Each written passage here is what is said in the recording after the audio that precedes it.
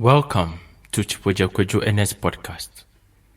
Today's podcast, we are going to focus on the principle of doubts and disbeliefs. A lot of us are suffering from a bad attitude that kills our self-belief and brings doubt to our mind. That is the spirit of self-sabotaging. On Christmas Day, I paid a visit to an orphanage. I spoke to one of the inmates. I asked him what he wanted to become in the future. An engineer, he said. I was overwhelmed. I asked how he was going to become an engineer. He told me that he would leave the orphanage for school, that when he gets admission, he will learn hard and make it. It is possible, I assured. After the conversation with the boy, I spoke to a colleague I went with.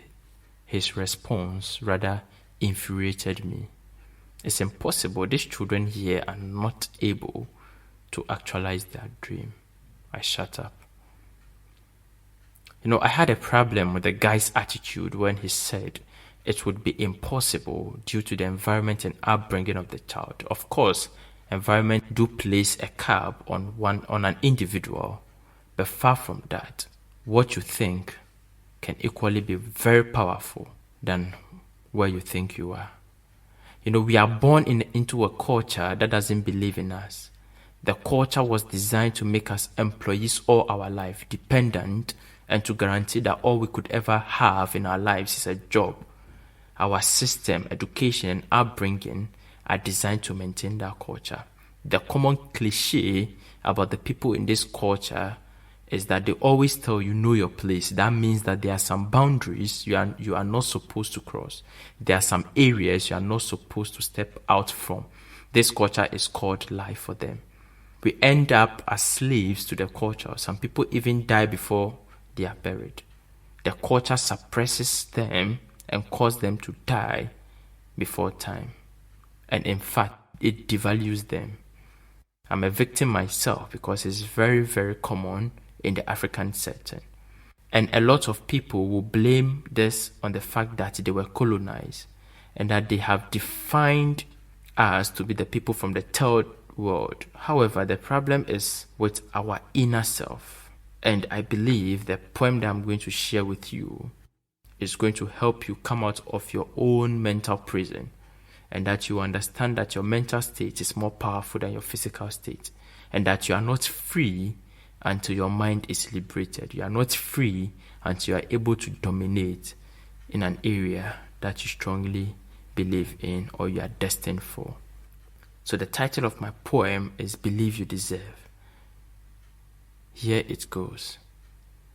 You are always happy to serve others, but you feel uncomfortable when being served. You feel intimidated when foreigners walk into your office, but you bully your own people when they do the same. You don't believe in local products, but you embrace foreign products. With raw material from your very own land, you give it to them in exchange. You find it difficult to believe things will get better in your country. Sadly, you don't believe you can try and make things better.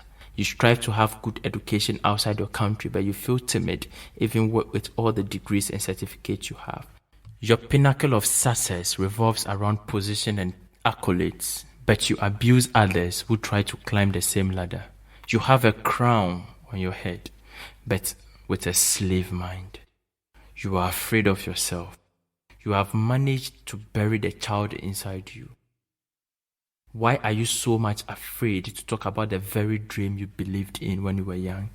Tell me, when are you going to meet yourself? You are still a victim of your historical condition. Why dance towards slavery? How long will you continue to accept external conditioning as your internal destiny? Oh, African child, you have physically relocated. You have been intellectually motivated, but spiritually you are paralyzed. Your desire to change location is very huge, but never the desire to change your mentality. Your self-concept has changed into other concepts. Self-worth has turned into other worth. Self-esteem has become other esteem. For how long will you remain other people? Where is yourself? For how long will you depend on others to make you accept yourself? Your spirit is indeed broken. Get up and visit your inner child again. For what you said you want to become during your childhood is still possible. Connect to your dream, passion, and secret vision again, because you are more than capable to achieve them. This poem is to lift your spirit up and tell you that regardless of what you are going through, still you can. Thank you.